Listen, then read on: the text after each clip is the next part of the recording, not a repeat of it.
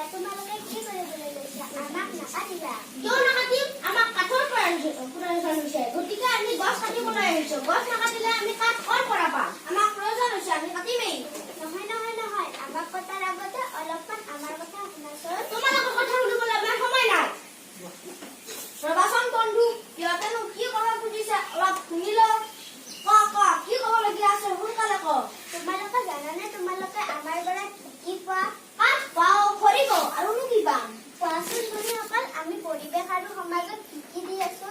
তোমালোকে আমাৰ ঘৰ বান্ধিবলৈ আৰু আচবাবৰ বাবে কাঠ আমাৰ পৰা পোৱা আৰু খাবলৈ ফল পোৱা। আমি তোমালোকক চাহ আৰু বতাহ দিওঁ আৰু তোমালোকক আমি অক্সিজেনো দিওঁ। অক্সিজেন? এইটোনো আকৌ কি? অক্সিজেন হ'ল এবিধ গেছ যিটো তোমালোকে উশাহত লোৱা আৰু তোমালোকে নিশাহত এৰি দিয়া কাৰ্বন ডাই অক্সাইড গেছ আমি গ্ৰহণ কৰি তোমালোকৰ বাবে অক্সিজেনৰ যোগান ধৰো।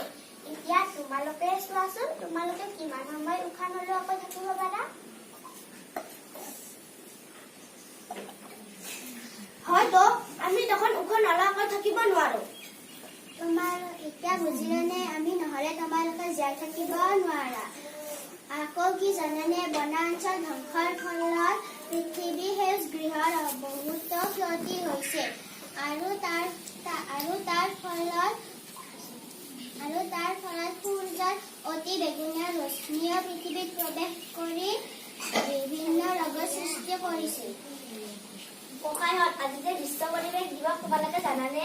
বিশ্ব পৰিৱেশ দিৱস মইতো ক'লোৱে বনাঞ্চল ধ্বংসৰ ফলত পৃথিৱীত কি ক্ষতি হৈছে, গতিকে নতুনকৈ গছপুলি ৰোপণ কৰা আৰু বননীকৰণৰ বাবে জনসাধাৰণ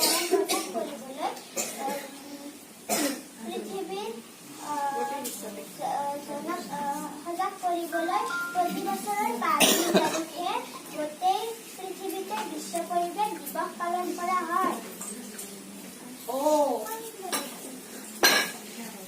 আমাক ক্ষমা কৰি দিয়া। আজি এই পবিত্ৰ দিনটোতে আমি প্ৰতিজ্ঞাবদ্ধ হলো যে আজিৰ পৰা আৰু কেতিয়াও গছ নাকাটো। এডাল কাটিলে দুডাল ৰুম আৰু বাকী গাঁওবাসীক জনাই দিম যে তেওঁলোকেও গছ নাকাটে।